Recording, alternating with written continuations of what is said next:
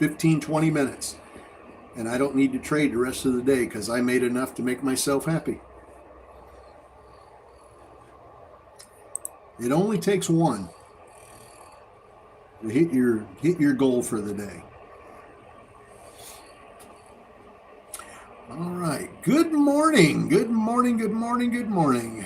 Good morning to everybody on TikTok, and good morning to everybody on Traveling Trade Adventures, where the adventures just keep coming and coming. It's going to get exciting on our channel very soon. As soon as the weather starts cooperating.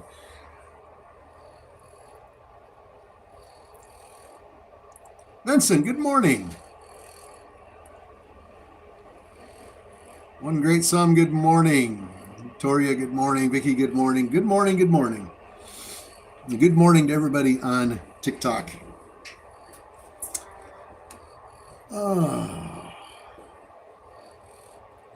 As soon as it warms up a little bit, I'll be able to travel. But right now, it's just too darn cold. It's just too darn cold.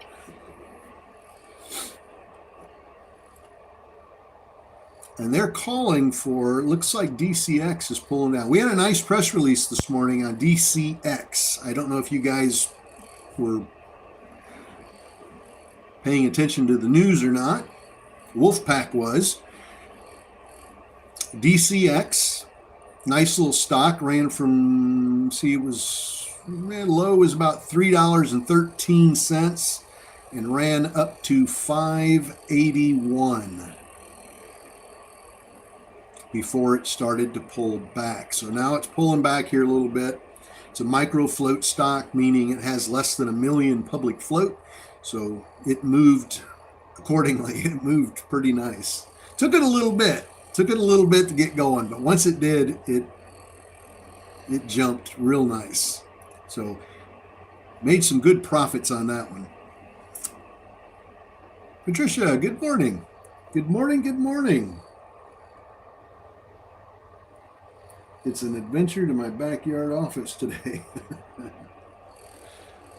Well, once it starts warming up, we'll be able to get out on the road. And Scans has the float listed on SER at 5.1 million public float. Now that's just according to Scans. They might be off a little bit, but that's what they have listed. 5.1 million.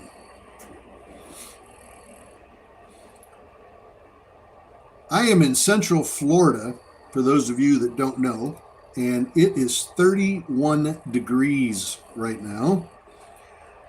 It was 27 yesterday, 27 degrees in Central Florida. That's crazy. And the weatherman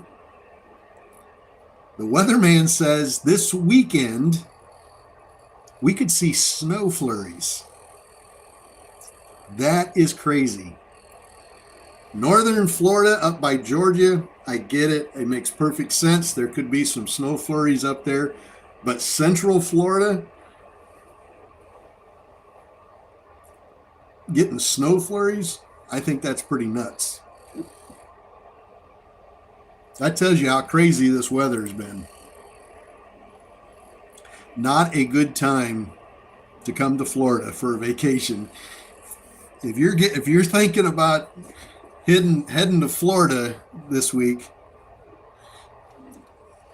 you better put those plans on hold for a little bit. Mask, M-A-S-K, launches IntelliSight platform for AI compute infrastructure. Seems a bit on the fluffy side. It's a 25-cent stock. It's got a 9 million public float. It's only got 26,000 shares traded on it, so it's no volume this morning. But I needed to read it off since it is a press release. 68 in the Keys. Clear down in the Florida Keys, and it's only 68 degrees. That tells you how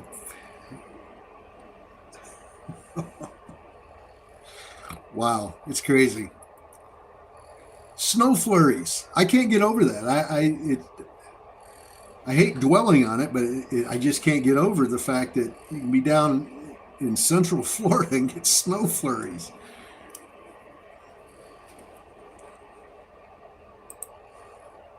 Last year and 2 years ago, this time of the year, I was on the beach getting a tan and hanging out in the water. This year's just been bizarre.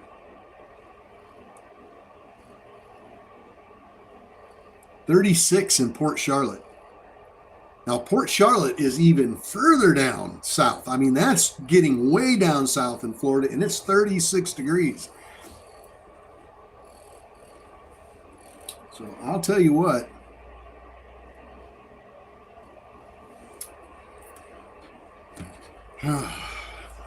It's a good thing we got some heat. Now, mask. Let's go back and look at mask, the one I just read off to you.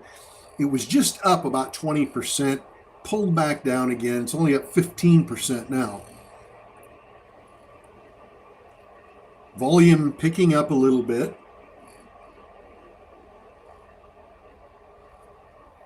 Might push up over 30 cents here in a minute. That DCX that we traded earlier this morning on that press release was up 80%. I think it hit 82%, something like that, which is not bad. That's a pretty good run on a stock. Carrie, good morning. So it was nice to get that little chunk this morning. Just Vicky, good morning.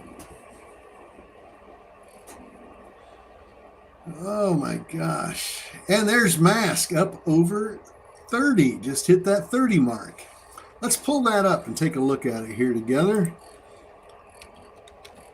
On that press release, let's see what it's doing. All right. We have gone from 23 cents to 29.30 cents. I know we hit 30 cents. It wicked up to 30 cents, just a little over.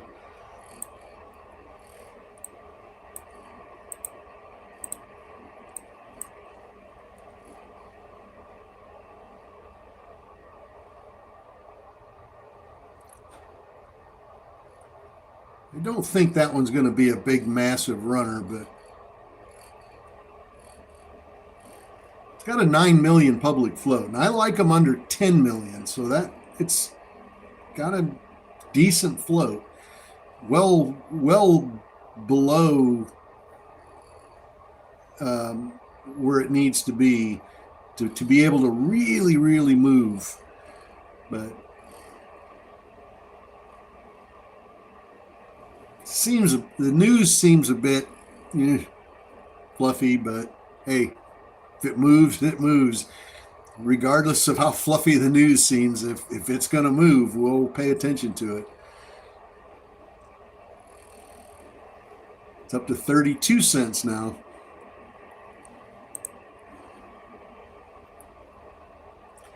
But yeah, we got snow flurries this weekend coming, supposedly. But a week from now, 2 weeks from now, it'll be 80 degrees again. That'll make me happy. As long as I can get that wave runner back out on the water, I'll be happy. Can go to the beach. I'm missing that.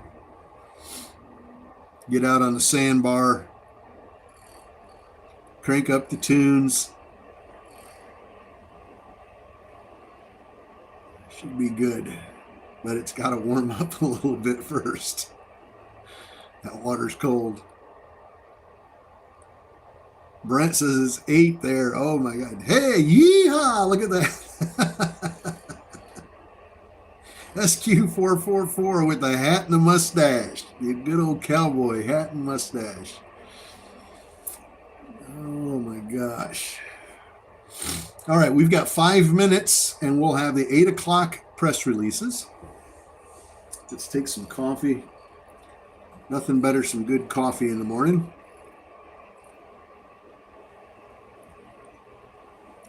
And I'm not getting in that RV and traveling north until it warms up a lot.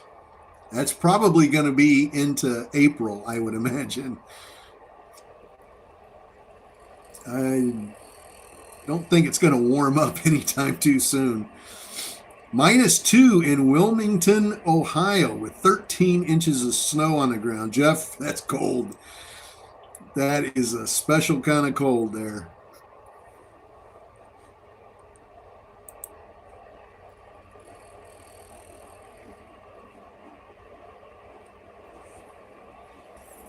Oh man, I feel for you. That is so cold.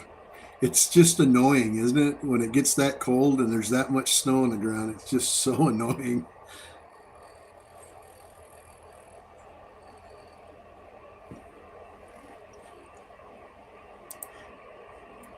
The worst part is all the crazy drivers. Seems like people forget from one year to the next how to drive in the snow.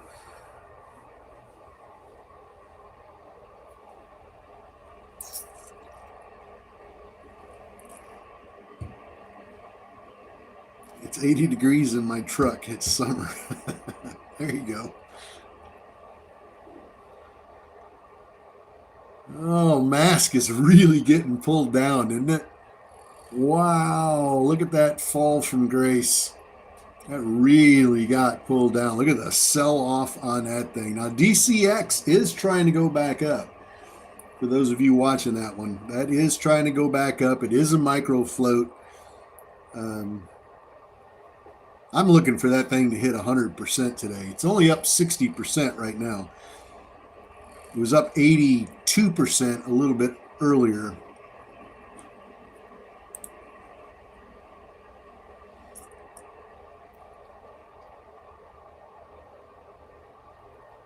Yes, it is annoying. That snow is just annoying.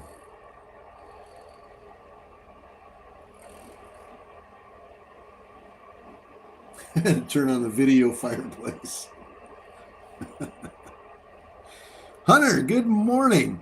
Well, this morning, Hunter, we had a press release on DCX. The Wolfpack was all over that one. It moved up about 82% on the press release. It's pulled back now. It's only up about 57% right now. So it pulled back, but looking for it to climb again. Other than that, there's not much moving. Not much really going. Let me look at my ONDS. That's my swing play. It's doing okay. Anybody take ONDS, by the way, as a swing with me?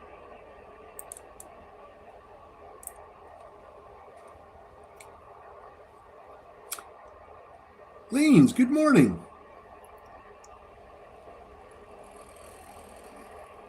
Blue, yes. For Sheila.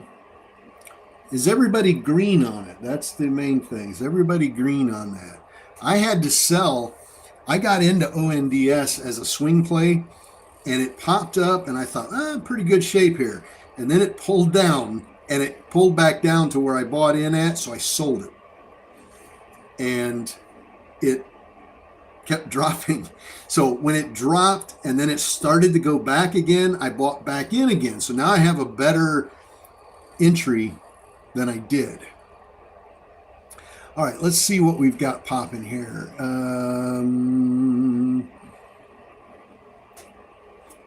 DCX. Come on, 8 o'clock. What do you got for us, baby? ASBP. ASBP secures an agreement with Microsize for the development of novel sublingual aspirin, whatever that is. ASBP.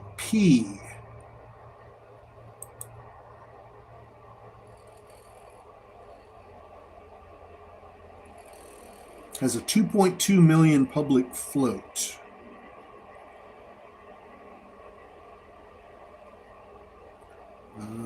Expand Bitcoin Treasury.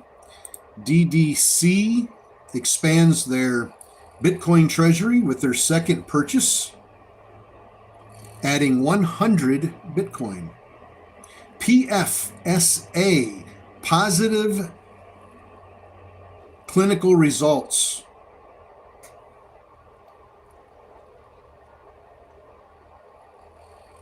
PFSA.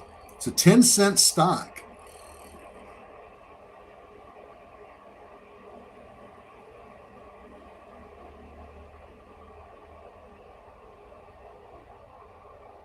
With a 59 million public float.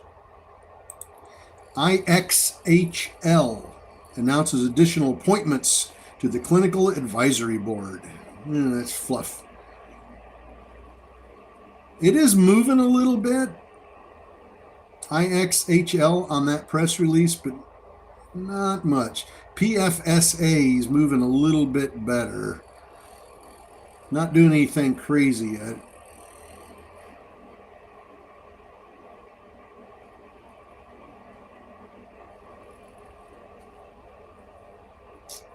Let's see. Let me take a look at that one. PFSA.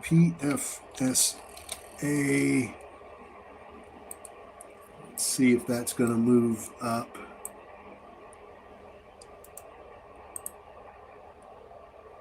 Let's see how much that moves. It's up 16% now.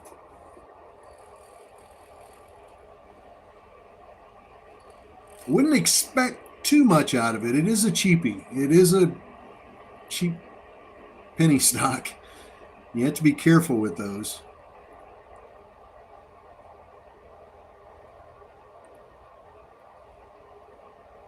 GCTK, go look at it. Microfloat, go look at it. GCTK announces USPTO approval for the issuance of patents for a proprietary CBGM platform.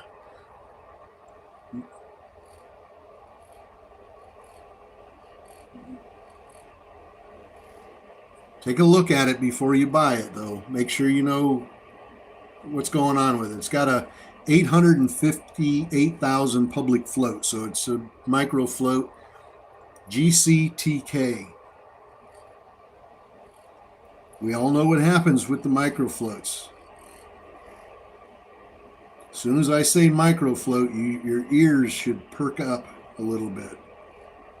ASBP up 28%. Spiked over, went over 2, and then pulled back.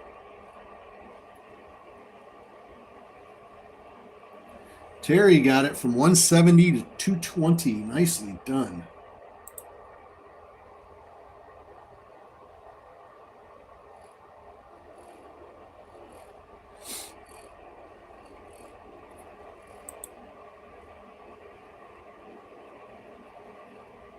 Boy, Guts, GUTS is down 64%.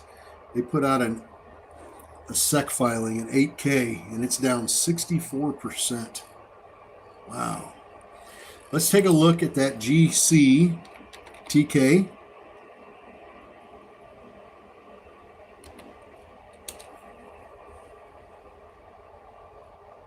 Ooh, look at that. Look at that. $3.58 up to $5.73 so far. It's up 61%, 62%.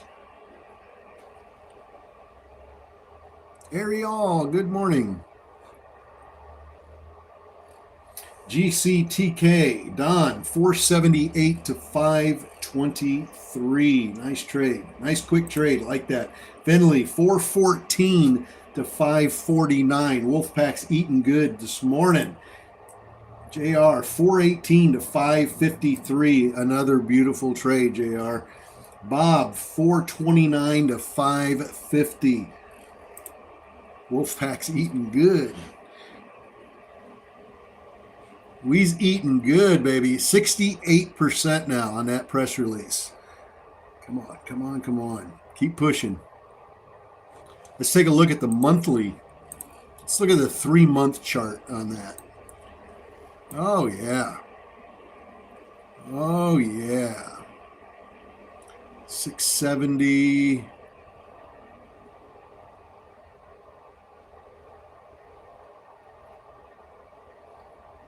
Yeah, this thing could go up to 7. I think it could go up to 7 pretty easy. With enough volume, this thing could really pop up to 7 real quick.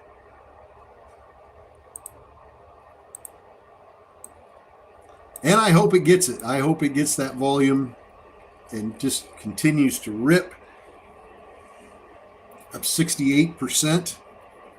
Alan, we're talking about GCTK. GCTK. Lens 454 to 575. Nice trade, Lens. Beautiful. Beautifully done. Chaw Wee got it from 470 to 552.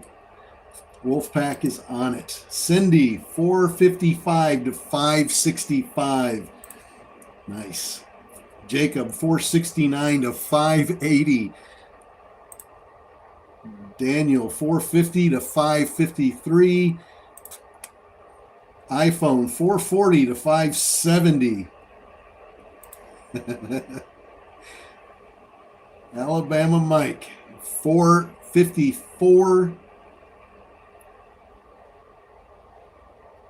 to 495. Is that 495?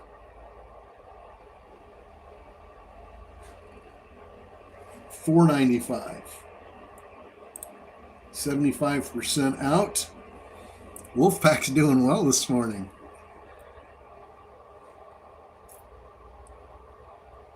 It's pulling back. Could this be the beginning of the end, or is it going to pop again?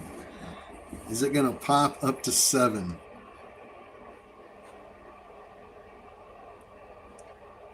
We shall see. Let's see. SILC putting out their fourth quarter earnings.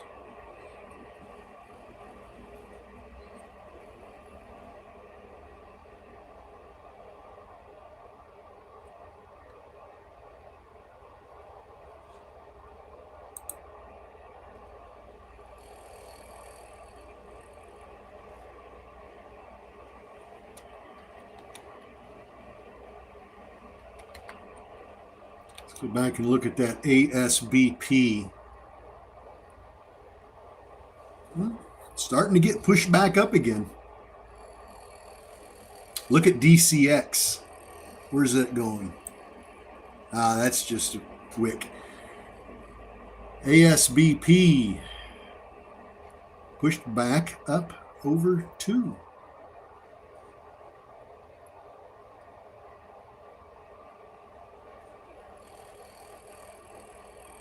Nicely done. Do you use indicators? Not really. I use volume, RSI, VWAP. About it.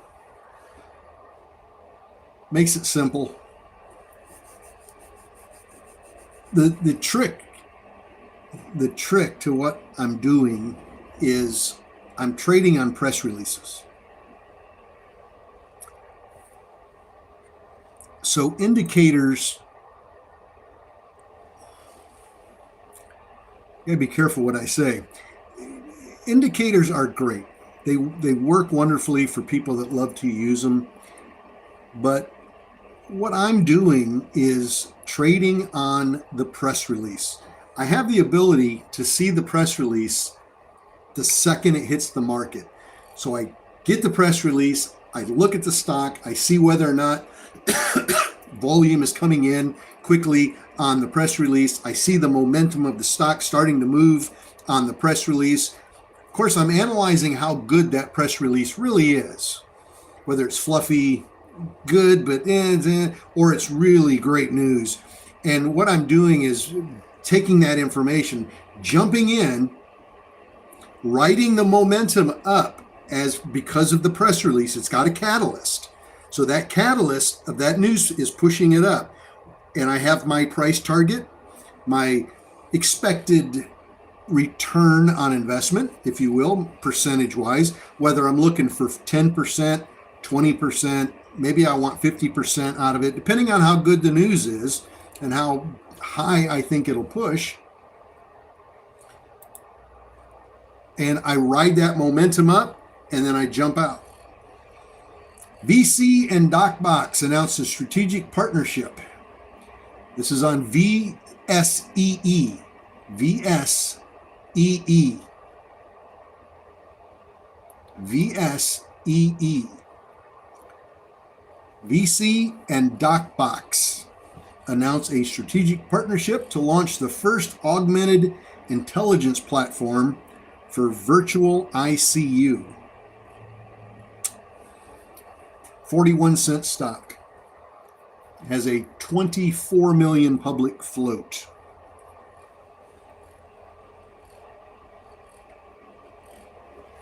Do you trade under VWAP? That's going to depend on the news. If a press release, if a stock is already trading under VWAP and a press release comes out that I really like and it starts to move, I will buy if it's under VWAP if I'm trusting the news. And I know that the news, that catalyst, is going to push it up way above VWAP. Then yes, I'll buy under. But as a general rule, if I'm just looking to like swing trade something for, a couple of weeks or something, then no, I never buy, let me say that again. I never try to buy above VWAP. I try to get stocks below VWAP if I can. I had to clarify that in my head. Yeah, I'm always trying to buy under VWAP. Now, if there's a good press release, let's say a stock's trading just below VWAP and a press release comes out, a good one, and it goes above VWAP on that press release, depending on how fast I am at getting in on that press release, I may end up unintentionally buying above VWAP. But I know that the press release is going to push it way up anyway. So the whole idea of what I do, and it's just my own personal system, I guess, and a lot of people do it. It's not unique to just me, trust me, but I scan for news. I've got my scanners up. I've got like 5 different scanners that are hunting for news. And as soon as something pops up, I'm on it.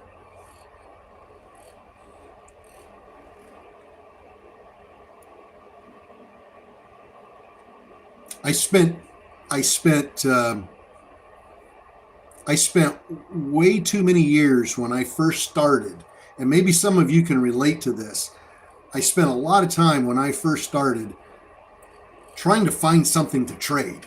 Like what am I trade? What's a good stock? What can I get into? And when you first start, you don't have a lot of tools at your hands. You don't have all the scanners because a lot of the scanners cost a lot of money, and you just can't afford that right now.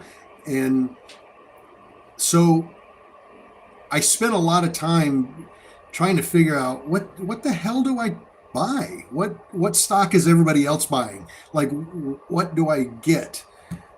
I'm looking for something that's going to go up a little bit today. Okay, so this morning, what is that? What stock's going to go up today? And you just see it's kind of fumbling around trying to figure out what stock is going to be the good one today, right? And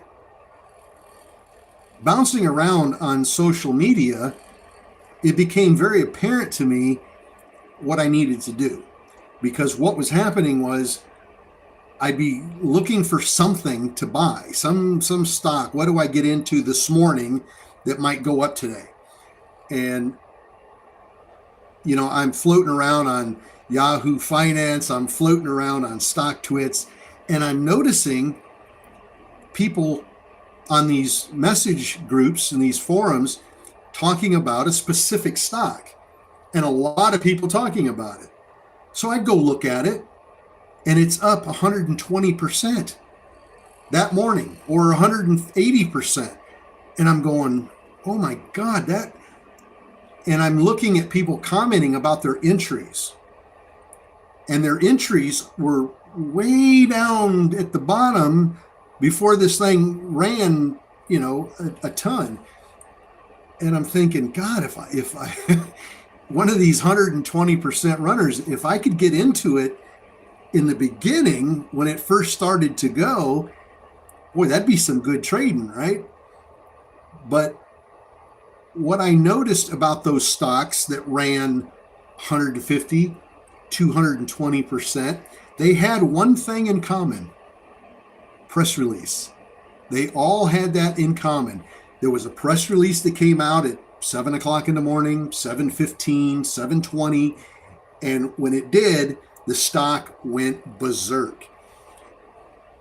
And I fumbled around for another 6 months trying to figure out, how do I get those press releases? How do I find the press release as fast as everybody else seems to be finding them? That was the trick. How do I get something that will show me the second a press release hits that it's there and I can take action? Because I'm finding them 20 minutes, 30 minutes after they've already ran. After the news has already been out for 20, 30 minutes, now I'm catching it only because I'm on social media seeing other people talking about it. And I'm like, man, I'm just always late to the party here. HCTI, 40-cent stock, 7 million public float. HCTI partners with Better Care to expand health data platform. HCTI.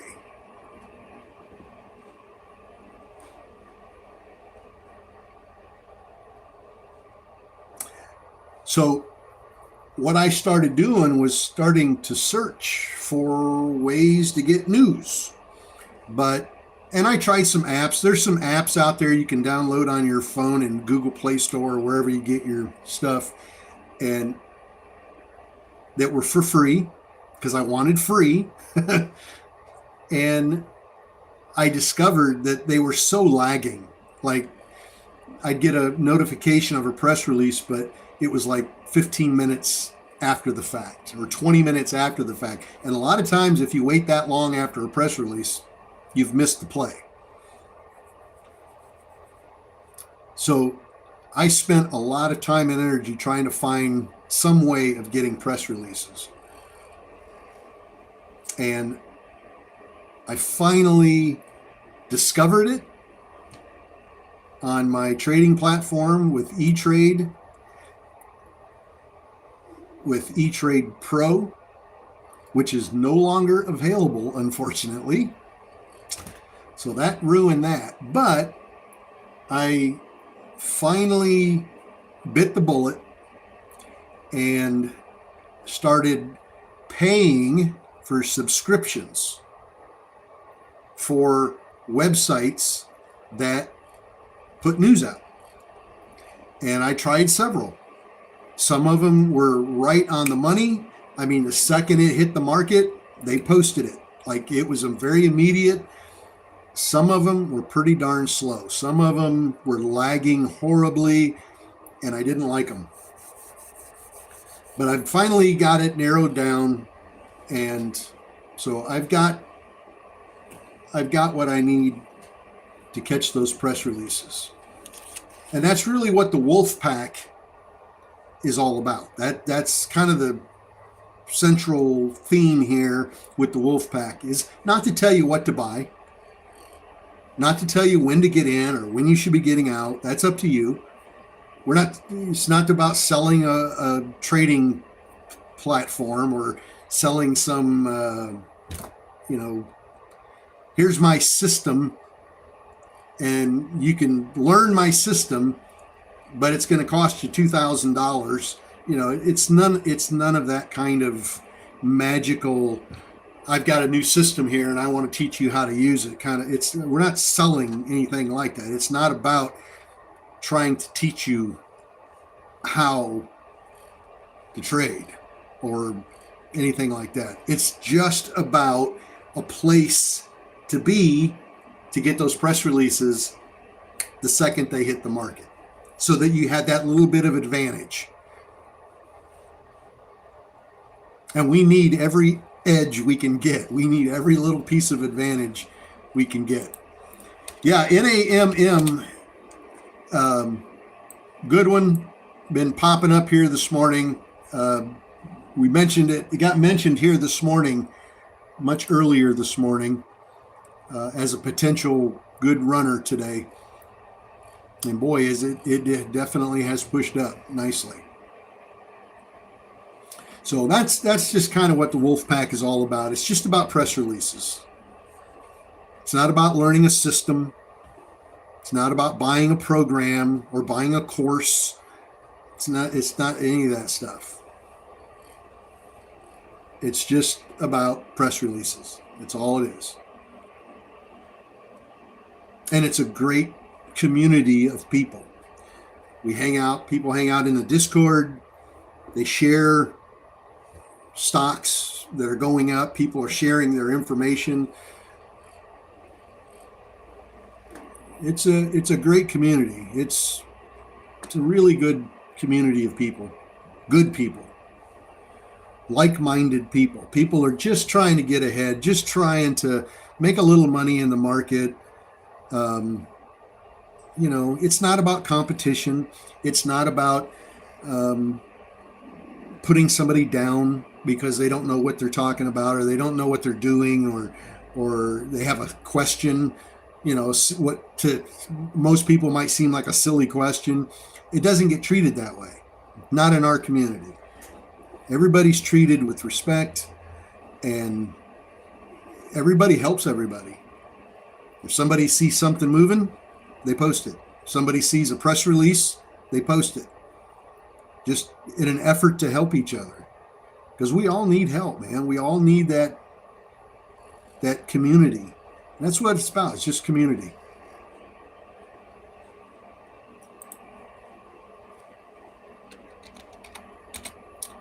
And press releases. Look at AUST. Boom! That was the gold one from last night. We talked about that last night. We had a real nice cup and handle formation on AUST last night. And like I said in my last video, we took the bite, we took the bait, we jumped in right where you're supposed to on a cup and handle and rode it up and made some really nice profit. Now, it fell down after that. But this morning, here within the last few minutes, it's been since about 8:15 this morning, it's been climbing pretty nicely. So we're going to continue to keep an eye on it. It's in that gold sector, and we know how hot gold is right now. So I would encourage all of you to join the Wolfpack if you like trading on press releases. If you're more of a technical analysis kind of trader, it's probably not your bag. It's not going to be your cup of tea. But if you like knowing, hey, a press release just came out on this stock, what is it? What's the press release? What's going on? It's definitely the place. APRE announces a $5 million private placement priced at market. 4 million public float sitting at 81 cents. It's up about 7%. Now it's down about 4%, then back up again.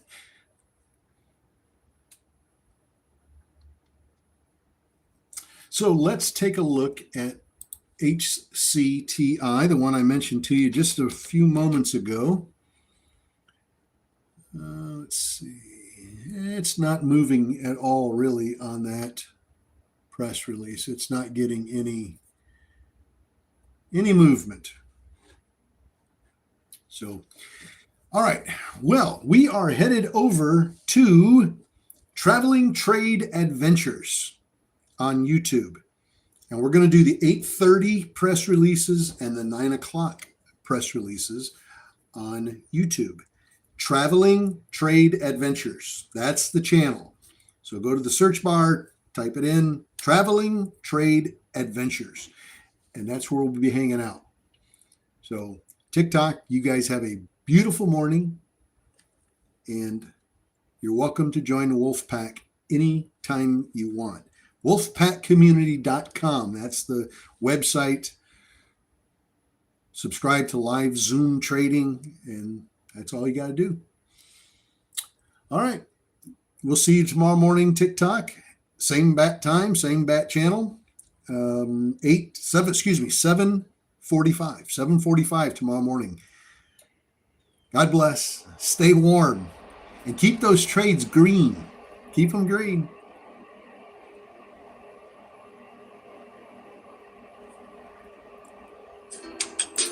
APRE.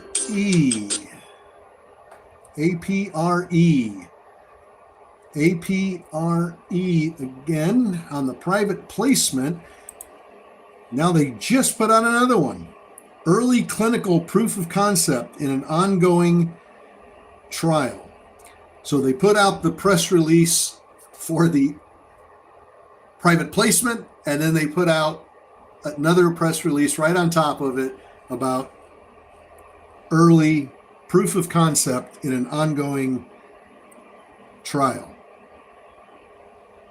So it went from down to back up again. APRE. All right, let's take a look at TikTok totals this morning. How did the Wolfpack do on totals this morning? 47 cents. Wolfpack made 47 cents.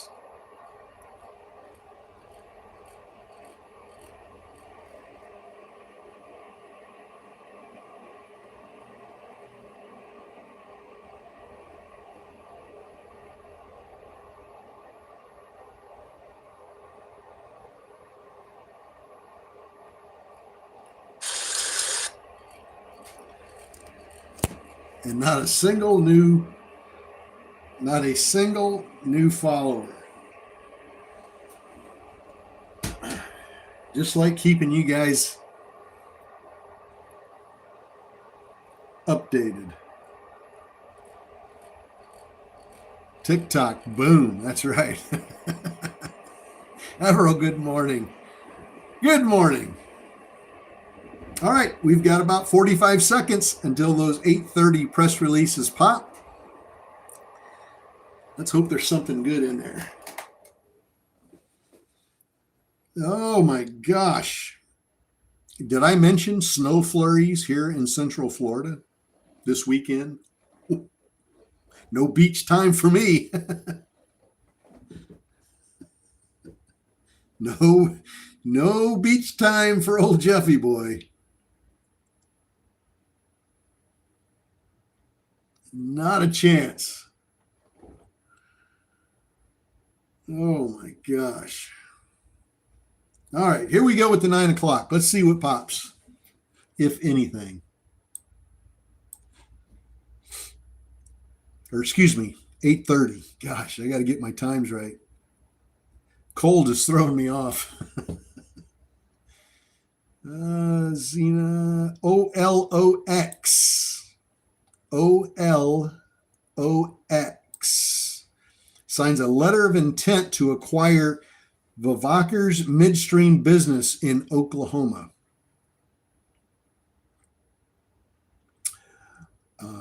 That's OLOX. 23 million public float.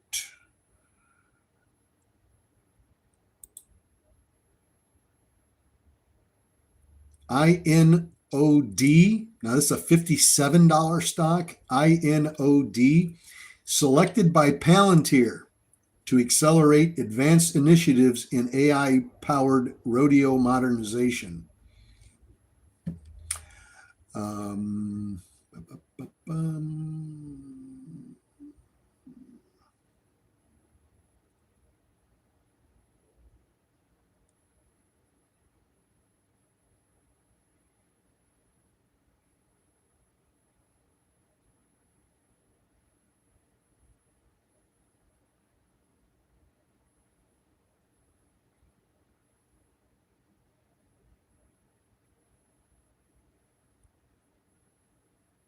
AMC.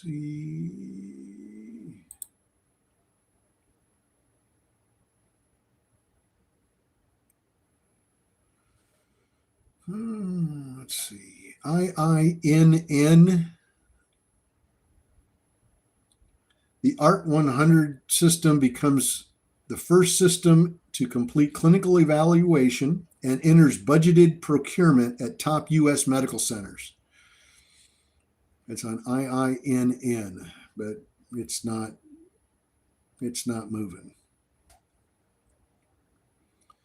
Real estate finance, fiscal year, Spire, IINN, FXNN, laser photonics,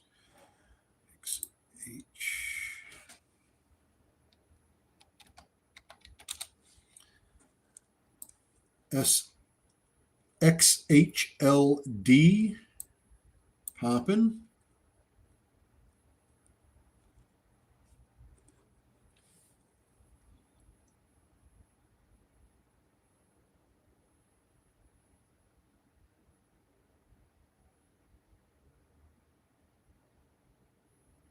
HCTI, that one's up 29%, 30%.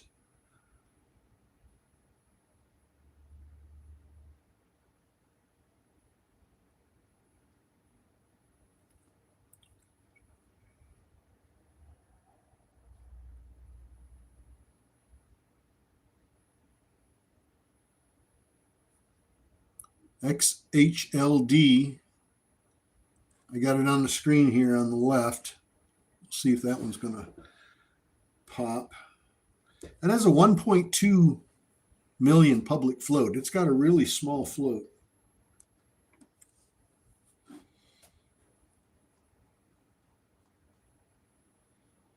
It doesn't look like 830 produced anything really.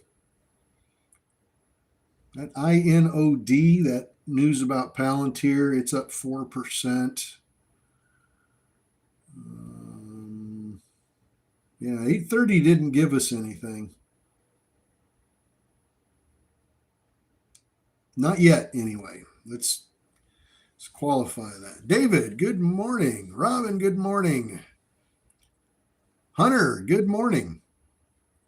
Made it over from TikTok. Glad to see you made it.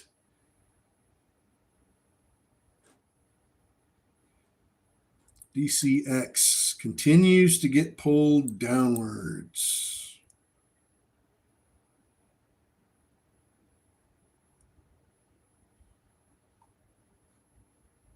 Okay, well, 830 didn't throw much at us there. Now, there might be something that pops at 845.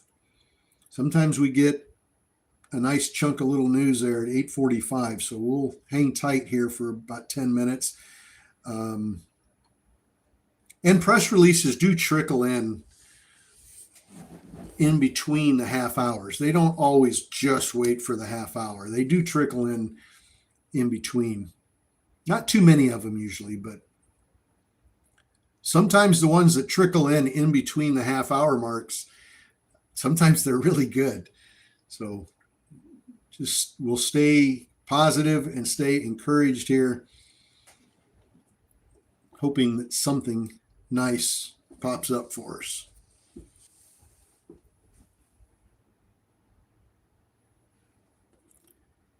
Kathleen, good morning.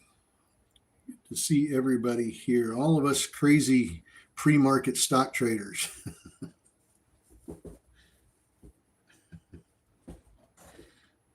I think we're all a little nuts, aren't we? XHLD trying to pop again.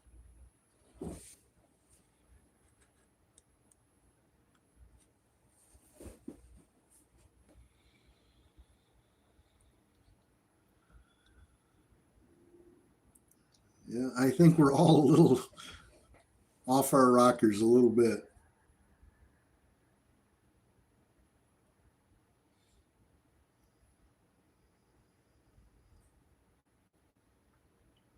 But we have one thing in common. We're just trying to get ahead.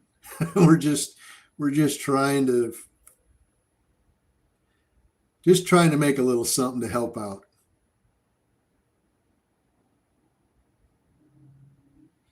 I think that is a common thread amongst a lot of retail traders, especially the wolf pack. We're just trying to make a little something to help make things easier, just supplement the income just a little bit, just a little something to help out. That's what it's all about. How long are you on Zoom during the day? Vincent, I go live. I turn the scanner. We have a pre-market scanner that shows you what's moving in the market in pre-market starting at 4 a.m. on Zoom. So if you get on at 4, you get the pre-market scanner there, and you can see what's popping off in pre-market. That goes live at 4 a.m. Now, I personally don't go live on Zoom until 6:45 Eastern time. So I go live at 6:45. I'm on usually until 9:30 when the market opens, because pre-market's done at that point. And then I try to go live again at 4 o'clock and do after hours, because we get a lot of good press releases sometimes in after hours. So I'm on from 6:45 through 9:30, and then again at 4 till about 5. Now, after hours is not a given. After hours for me going live is not a guarantee. It's not a given. There's going to be days when I don't do after hours. If I've got an appointment, if I've got scheduled for a meeting or a doctor's appointment, or I've got to go someplace and I can't get back in time. So 4 o'clock is not guaranteed, especially when I'm traveling. A lot of times when I'm on the road traveling in the RV, I'm on the road driving at 4 o'clock in the afternoon, and I obviously can't go live. So I don't want anybody to get into the habit of saying, well, 4 o'clock, Jeff's got to be there at 4. I don't guarantee 4 o'clock ever. 4 o'clock is an extra for me. But pre-market, guarantee. I have to be on desk doorknob there for me to miss pre-market.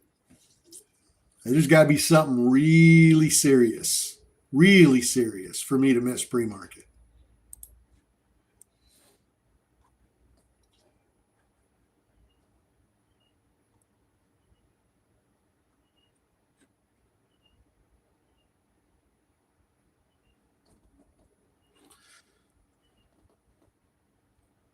Yeah, I did. I missed it for the hurricane. A couple of years ago, I missed pre-market like 3 days in a row, I think. 3 or 4 days in a row, I missed pre-market going live because of the hurricane. I had to evacuate out of my home.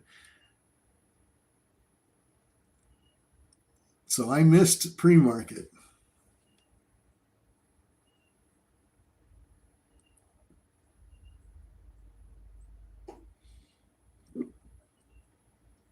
And then there was a couple of times when I had medical procedure and had to miss pre-market because I was at the hospital. I missed a couple of days when my father passed away. GWH, $9 million contract, has a 14 million public float. GWH. GWH has a $9 million contract from Concurrent Technologies and U.S. Air Force Research Laboratory. GWH.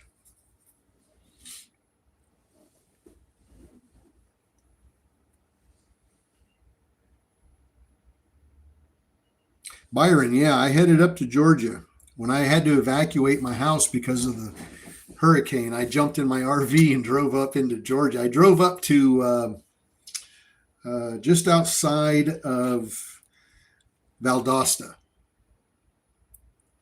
and parked at a truck stop. I think it was a Love's truck stop. And they had RV parking.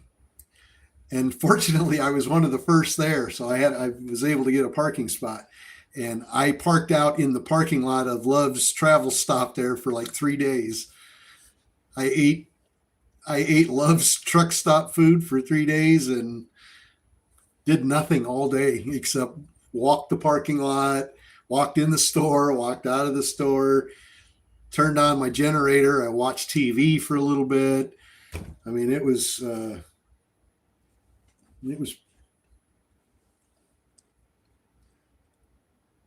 adventure for sure. Actually, it was fun. I mean, I really did. It was an adventure. It was a kind of a cool adventure for me. Mike, yeah, absolutely. Let me get you that Discord link. Let me get you that Discord link.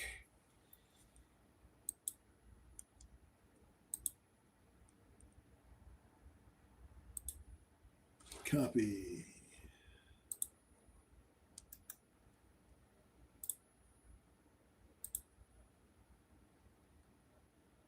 There is the Discord link. I just posted it on Zoom there. So click that link. If you use Discord and you like to be in the Wolfpack Discord, click the link. It should take you in there. Always enjoy having new faces, new ideas, new thoughts.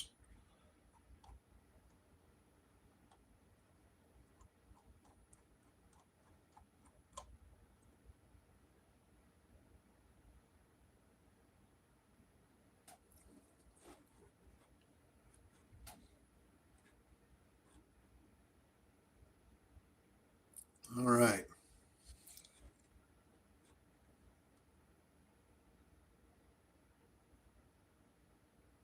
And we always try to keep Discord family friendly. That's very important for me personally. I like to keep it family friendly. And I don't like bullying. I don't like just nasty people, hateful people. Bullying is definitely out of the question. Or, trying to make somebody feel dumb, trying to insult people because of their questions, that kind of thing. I don't like that at all. And those people usually get booted out.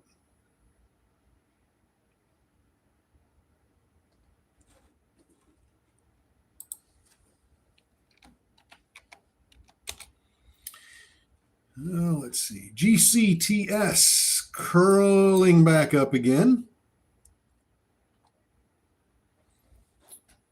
GCTS.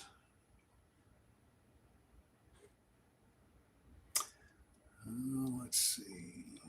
Okay, here's 8:45. Let's see if we get a press release here at 8:45. Palisade Bio appoints leading global IBD experts to their clinical advisory board. That's kind of fluffy news.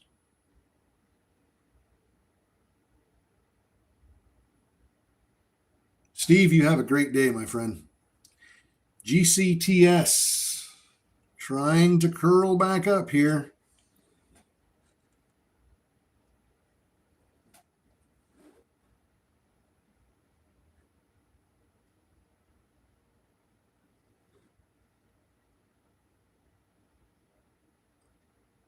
So yeah, it takes quite a bit. It takes something pretty serious for me to miss pre-market.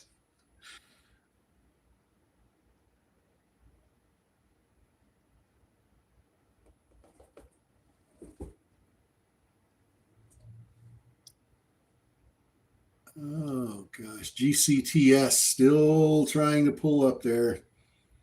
I got GCTS on the left side and DCX on the other side. I was hoping DCX might curl itself back up again and get a nice run going, but it's not looking good.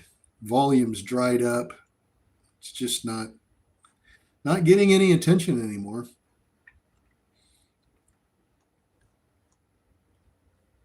But we sure made a good chunk on it this morning.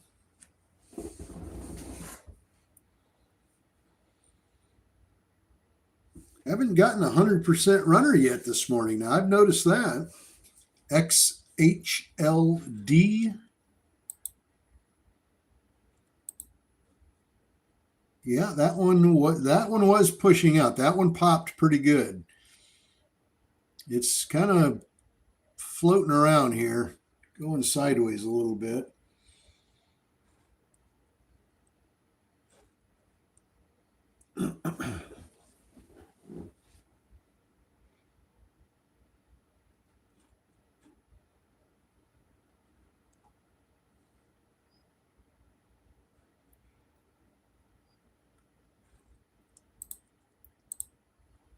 GCTS still trying to push up.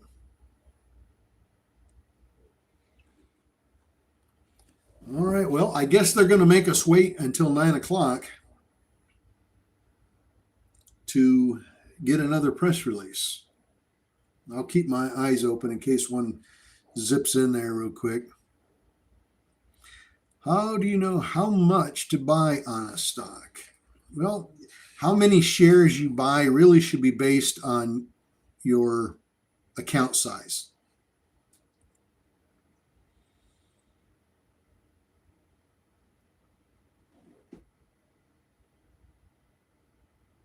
I am a firm believer in if I have $100 in my trading account, I'm not spending $100 on one stock. I'm not going to spend my whole account on one stock. That's a quick way to blow up your account. If I have $2,000 in my account, I'm not spending the whole $2,000 on one stock. The idea is to manage your account so that if you put money into a stock and it happens to turn against you and start to go down, you can sell it, take a little loss, and that loss is not going to hurt your ability to keep trading. And so that number is going to vary from one person to the next. If I had $2,000 in my trading account, I probably wouldn't spend more than $200 on any one stock. Now, how many shares do I get? Depends on the price of the stock, right? If I'm going to spend $200 on one stock and it's a $200 stock, I'm going to get one share. If it's a 35-cent stock, that $200 is going to buy me quite a few shares. So how many shares I get is just really based on how much I'm willing to spend on any one stock. And that number is based on how much I have in my account. The biggest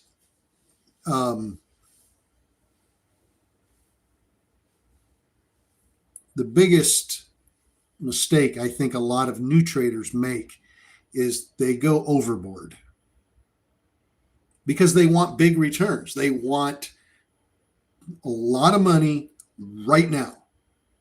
And I want it on this one stock. So they go heavy on a stock and it goes against them. It drops and they end up losing enough out of their account that they start questioning whether they should even be trading.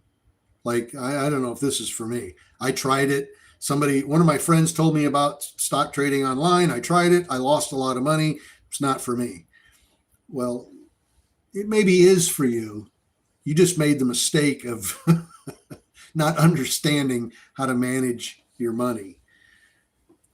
You can't go big. If I spend $3,000 on one stock, it's because I have 40, 50, 60, $70,000 in my account. So I can afford to spend 2,000 on one stock and take that risk. And of course, managing the loss, if it starts to drop, you get out as fast as you can get out. But I would never put, and that, again, that percentage number is based on your risk tolerance. How much are you willing? How much can you risk? How much can you safely risk on one trade? And that number is going to be different for everybody. Maybe it's 5%. Maybe it's of your total account. Maybe it's only 2% of your total account. A lot of experts, quote unquote experts, will tell you not to spend more than 2% of your total account. So if you've got $1,000 in there, you don't spend more than 2% of that on any one stock. Now that seems a bit low to me, personally. It seems a bit low. But that's kind of the general consensus, is not to burn more than 2% of your total account on any one stock. To me, you're not going to see the kind of growth that most people want to see. But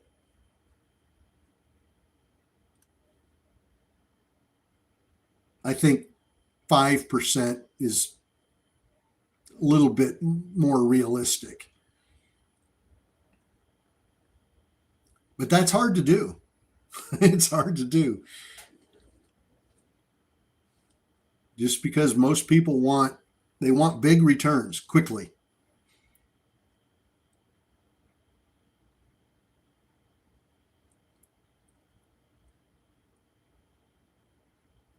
Now, and if you've only got, say, $500 in your trading account, spending only 5% of that, it's going to seem like peanuts. Like 5% of that, I'm not going to make any money. Can't make no money on that little bit. But you have to not think about it in terms of dollars. You have to think about it in terms of percentages. That's again, it's an area where a lot of new traders fail, is they're looking at the dollars. They're not looking at the percentages. If I only put $20 in a stock, $20 seems like nothing, right? If I put $20 into that stock and I make a $10 profit, a lot of people would look at that and say, you made $10. So what? That's nothing. You made $10, dude. You're failing. You made $10. But I look at it, and the way you should be looking at it is, look, I put $20 in and I made $10. That's a 50% return on that $20. That is a hell of a massive return on your money. I challenge you to get 50% return on your money anywhere. So you got to think of it in terms of percentage and not the dollars. Don't look at $10 and say, oh, it's just $10. Look at the percentage. How big a percentage was that $10 though? That's what matters. That is the number that matters. Return on your investment. You have to look at stock trading. If you're going to take it seriously, you have to look at it like a business. It's a business. It's a part-time job. It's a part-time business that you're in. And you have to treat it like a business. Look at your return on your investments. Look at your overall portfolio. Look at your total dollars in your account. Manage how much you're taking from that to put into a stock, and what was the return on that investment. Think of it like a professional. Treat it like a professional and not just a game.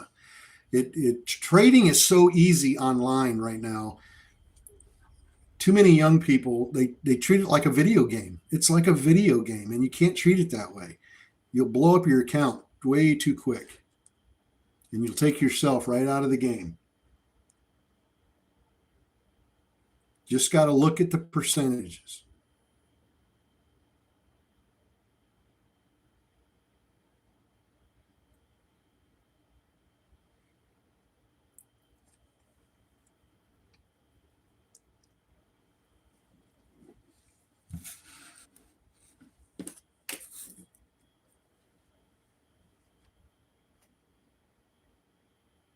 You have to be realistic about it.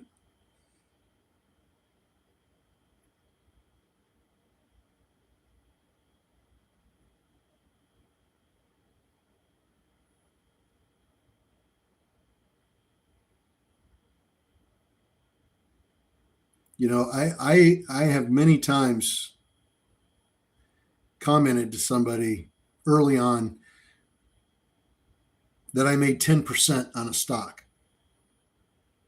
And I had a lot of traders on StockTwits and all those trading platforms that people socialize on mocking me, saying 10%, dude, that's nothing. Well, you know, just going acting foolish. What they don't understand was that 10% was $1,000.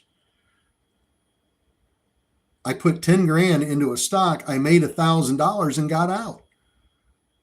Now, I don't know about you. But to me, $1,000 is a lot of damn money. Even today, $1,000 is a lot of money. That's more than most people make in a week. That's more than some people make in 2 weeks at their jobs. $1,000 is a lot, and it was only 10%. And I got mocked for making 10%. It's like, dude, you have no idea. I mean, and you make 10% on 100, you make $10, and people can laugh at you and say, "Oh, you only made $10. You're a fool." Well, I made 10% return on my money, and I'm going to keep doing that, and I'm going to keep doing that. And you know what? One day I'm going to have my account up to $5,000, $10,000, $20,000. Now, when I make the same 10%, I'm making $500. I'm making $1,000 at a time. And then it's not a joke anymore. That 10% is looking pretty damn good. But it takes time. It takes time to build your account. Not everybody's got $40,000 to throw into a trading account. You know, we all start with nothing. You know, a couple $100 if we're lucky. It just takes time. Getting rich trading is not an overnight get rich thing. It just isn't. Some people get lucky. Yes, some people get very, very lucky.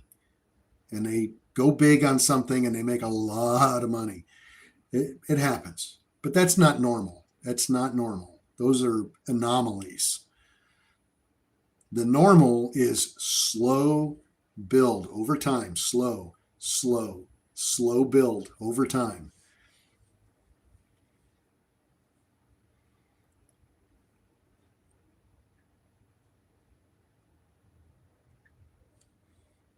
That's right, Rhino.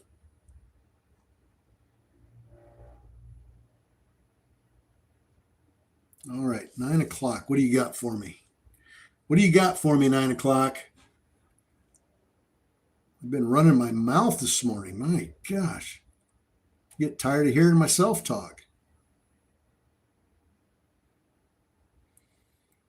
NX 14 casino license.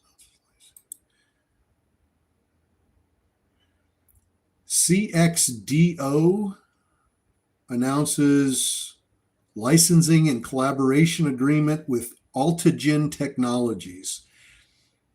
It's not moving at all. ASNS popping receives significant expansion order from major U.S. carrier, accelerating the legacy T1 modernization. ASNS, 1.5 million public float, so it could move. ASNS.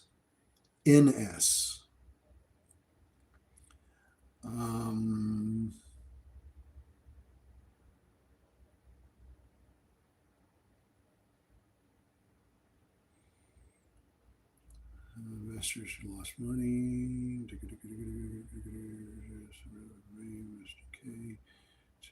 TCP. Looks like ASNS was the only thing that popped at 9 o'clock that's got any movement to it at all. And it does have a low float. It doesn't mean that it's going to go up, though. Always remember that. Just because it has a low float doesn't mean it's going to go up.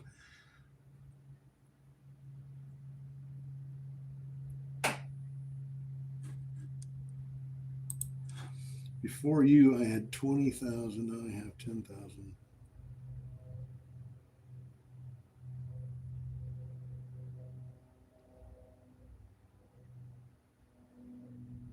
I'm glad you're building that back up, Ralph.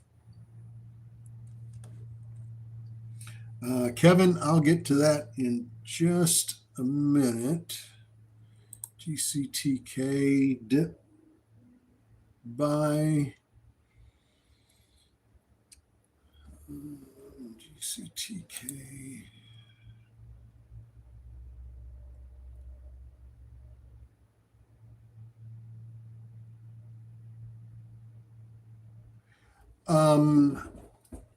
GCTK, the fact that it's a micro float, let me look at the monthly chart here, see where we're at compared to where we've been at.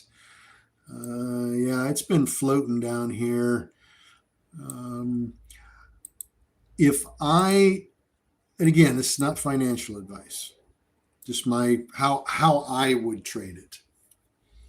If I was going to take an attempt at a dip buy on that one, I would not go all in.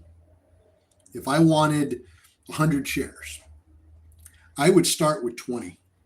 I would buy 20 shares at what I thought was the dip. I'd buy 20 shares, and then as it starts to move up, I might buy 20 more. If it moves up a little more, I might buy 20 more.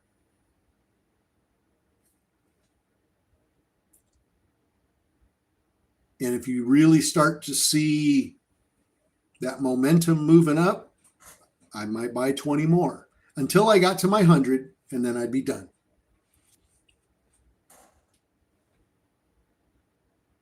And then once you get your 100, you just let it ride the rest of the way up, and then sell all of it and get out of it. That's how I would do it. Now, not everybody would agree with that, but that's how I would do it. And the reasoning is if I only buy 20 at what I think is the dip and it drops a little bit more, I'm not losing a lot of money. I can, if I buy 20 shares and it dips a little bit and I get a little bit spooked, I can sell those 20 shares at a loss, a few pennies loss, and I might have lost $13. I'm not losing a lot of money. And then maybe I can relook at it again for another entry. If it seems to flatten out and it's consolidating, then I might rethink, okay, let me try it again. But this time, just 20 shares. I'm not going in heavy. I'm not taking my whole position at once. And if it starts to move, I'll get a little bit more. If it starts to move, I'll get a little bit more.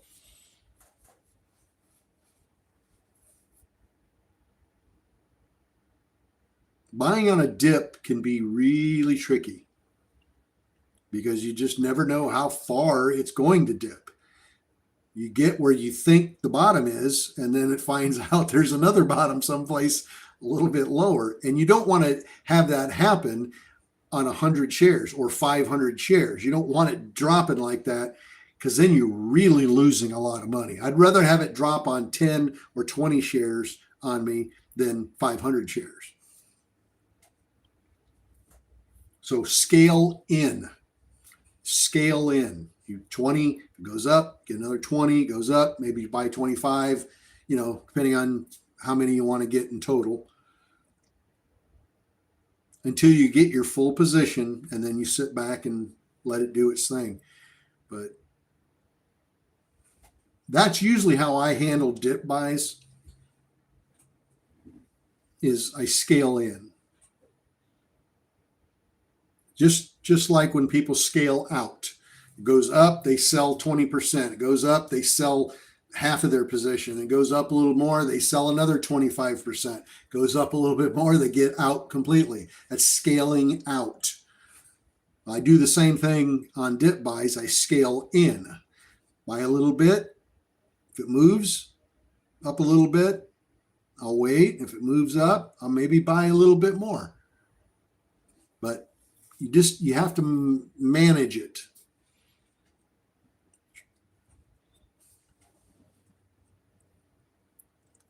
But I have found from my own experience, going all in, if I want 100 shares, I get all 100 on the dip. That can really hurt, because you don't know just how far it's going to fall.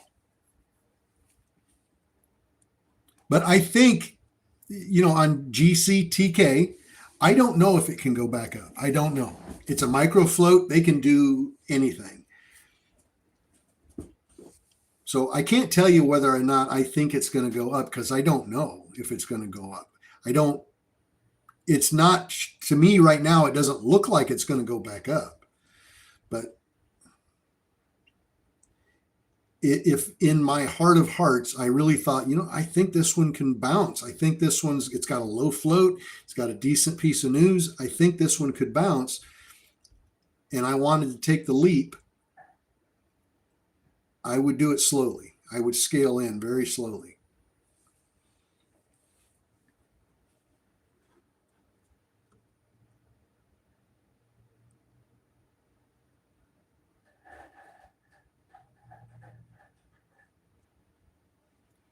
Yeah, it's hard when you have with this pattern day trader rule, where you only have 3 trades a week. It's tough. Trust me, I get it. I was there. I did a lot of swing trading when I first started. I tried to get around the three day trades a week, the 5 rolling day period a week thing. I tried to get around that, and I did somewhat by having a cash account. I also opened up a Robinhood account. I opened up a Webull account, and I had my E-Trade account. So I got 3 trades, 3 day trades, 3 day trades. So I got 9 day trades in a week.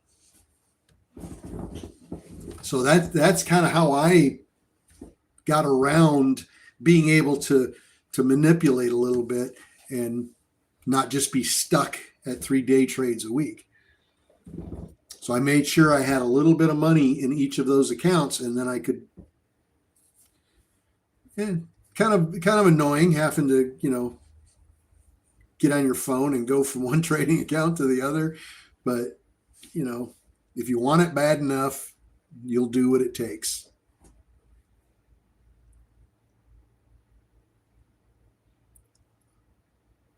I had 3 accounts, so I had 9 day trades. Do you use hotkeys? No, I don't use hotkeys. A lot of people love them. People like them a lot.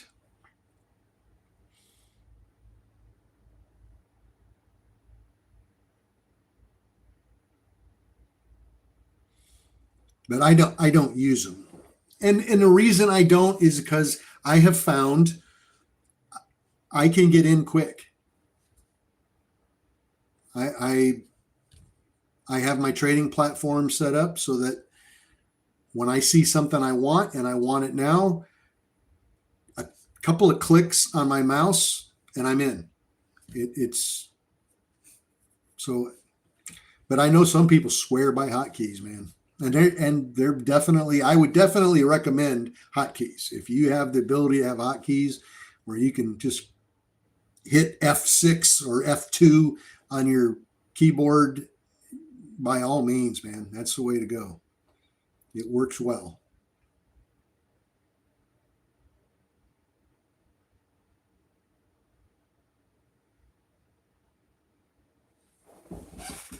Were you above the pattern day trade? Not sure what you mean, Rhino. Above the pattern day trade in all three accounts.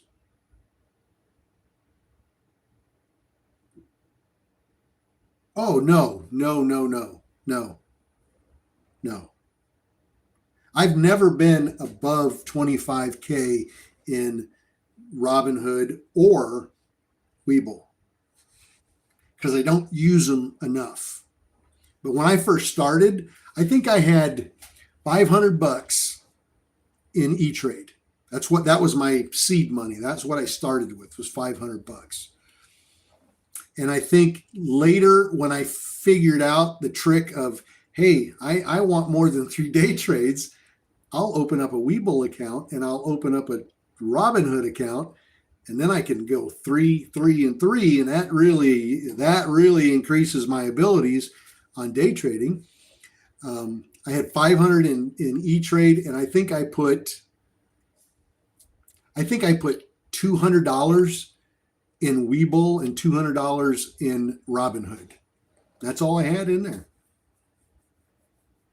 But that's all I could afford to put in there. That's all I was brand new at trading, and I didn't know if I was going to be any good at it. I didn't know if this was going to be something really great and I was going to make a lot of money, or if it was going to be a complete failure and I just didn't have the mindset for trading, and I just didn't get it. And I didn't want to put a ton of money into it. To me, it was putting a bunch of money into an investment I didn't even know it was going to work out. And I wasn't feeling like I wanted to be risky. I wanted to be really conservative. So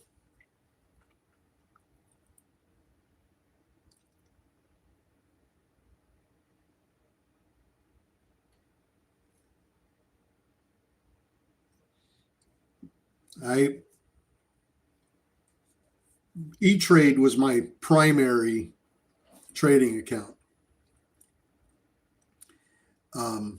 I used all three to get those day trades in there. But when I started making decent money, I was transferring my winnings out of Robinhood and out of Webull, and then I was bringing it into E-Trade because I really liked E-Trade back then. I really liked it.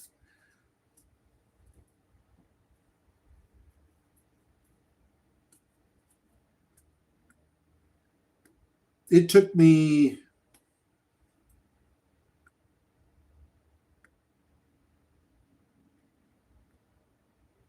to go from $500 in E-Trade.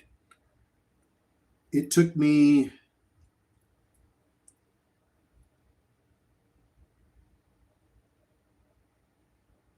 I'd say just under a year, maybe right at 1 year, to get my account up to 25,000.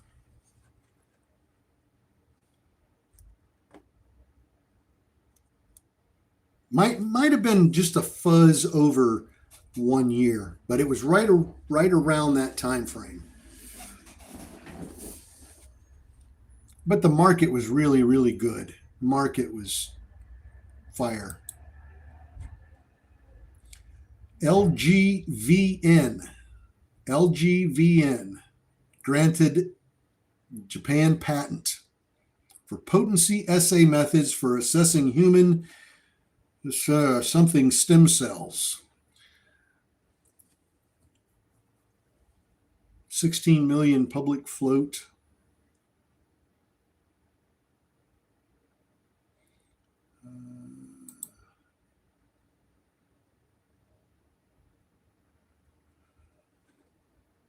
Yeah, the pattern day trade rule is supposed to be changing here soon. I hear it's up for vote, but I haven't heard any updates. Has anybody heard any updates on the pattern day trade rule changing from 25,000 minimum to 2,000 minimum? I heard about they were voting on it, but I've not heard any updates. GCTS still curling up for those of you looking at that one. But I've not heard any updates.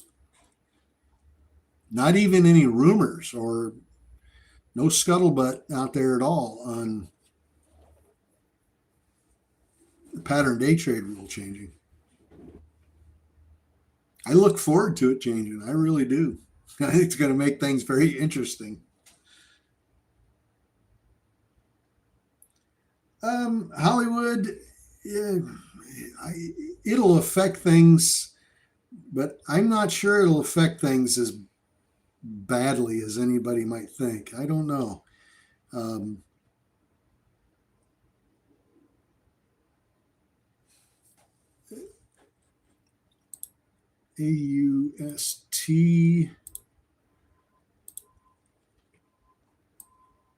AUST pushing back up again too. That gold stock, that one's pushing back. You know, right now a lot of retail traders don't have 25,000. Okay, so they're limited on how many day trades they can do. Right, so they have a tendency to hold things a little bit longer. Something dips, you buy in, it dips. You have this tendency to want to hold on to it because I don't have any day trades left. So if I sell it, I'm screwed. I don't have any more day trades. So they'll hold it a little bit longer, hoping that it goes back up. And that, I think a lot of that's going to be eliminated. People are not going to hesitate to buy, sell as fast as they can because there's no limit. If they've got 2,000 in their account, and there's going to be a lot of people that have at least 2,000 in their account. So it's going to free people up, I think, retail, to be a little bit quicker on buying and selling because they know they don't have a limit. That's in return, that's going to make the market more volatile. It's going to make pricing just different than what we're used to. Now, some people see that as a good thing. Some people see it as a bad thing. Jury's out for me on that one. I'd have to wait and see just how it does affect before I come to a conclusion. But people are going to be less likely to hold, because I know when I had, that 3-day rule was in effect, I know for a fact if I bought something, I was not in a hurry to sell it because I knew that was my last day trade. So I held probably a little longer than I should have. But I will tell you, once I got over that 25,000 and I could day trade unlimited, my trading style changed dramatically. I didn't hesitate to jump in because I knew I could jump out fast if I needed to. If I saw a stock even starting to move, a lot of times before, I would hesitate to get in because I thought, well, this is my last day trade. If I jump in and if it starts to go and then it drops and I got to sell quick, I just blew my last day trade. So I didn't get in. And I missed some really good trades because of that. But once I had that unlimited day trading, I didn't hesitate to jump into something because I knew if it started to go and then dipped, I could sell real fast and get out, move on to something else, buy it, sell it, buy it, sell it, buy.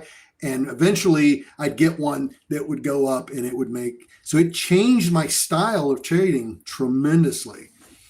And I think you'll see that if it gets lowered to 2,000, I think you'll see the market get way different in terms of price action and volume.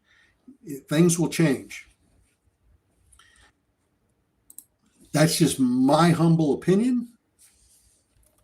But IMG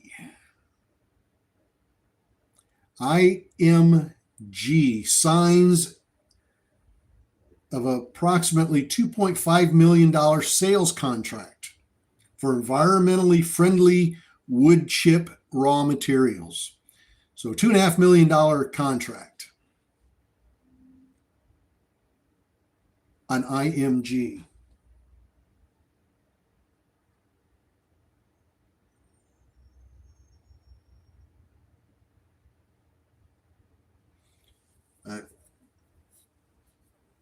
When you can jump into any trade you want to, knowing that you can sell it the second it drops,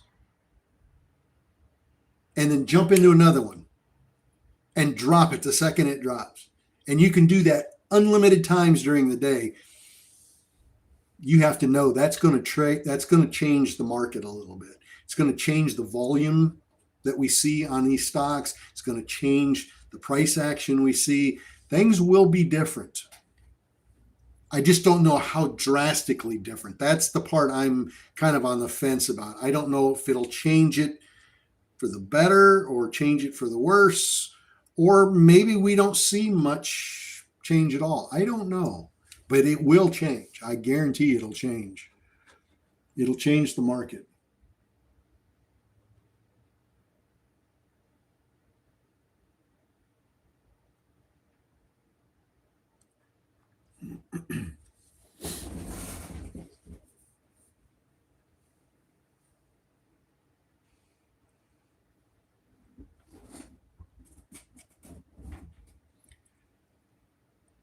Oh,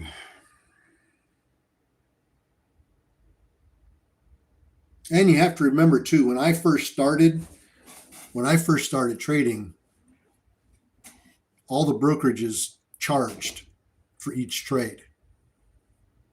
It's not free trading like it is now. It was different back then. You had to pay a fee. Every time you bought and sold a stock, you paid a fee, a commission.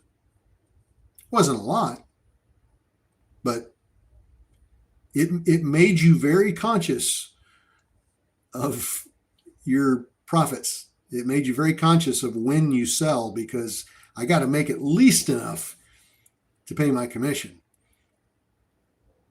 So if I lose $5 on this trade and I got to pay a $4 commission, I lost $9. I didn't lose just $5. So it made you very conscious of your buys and sells. And fortunately, they cut that out and everything's free now.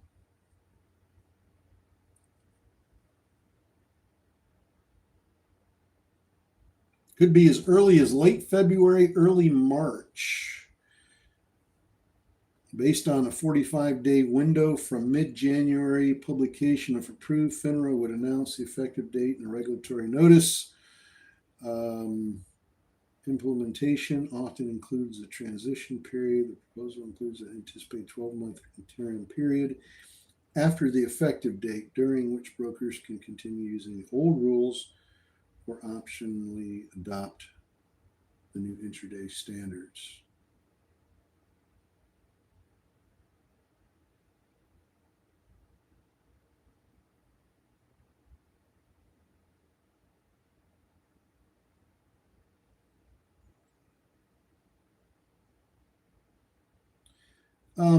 A cash account is said to have the benefit of you can do as many day trades as you want on a cash account, as long as the money that you're using to buy those stocks is cleared money.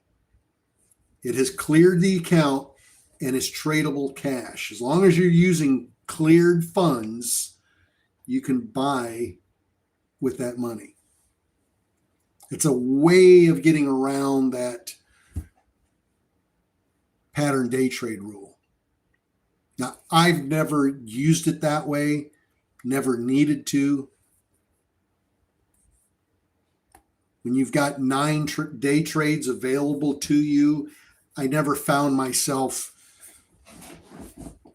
needing a cash account. Most of my trades back when I started were swing trades anyway. I did do some day trading for sure, but it was usually by mistake.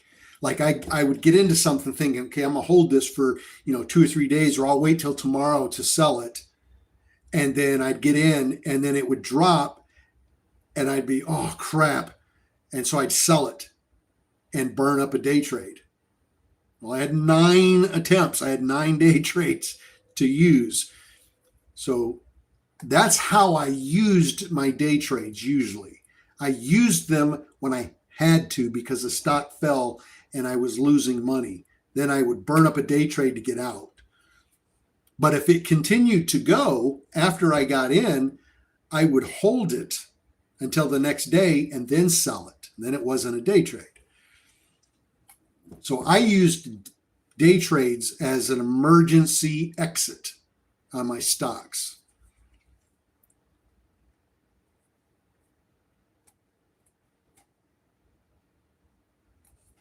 So that's how I use day trades.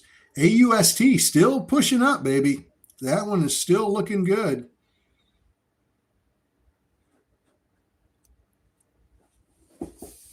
All right, we've got about 2 minutes to go until the market.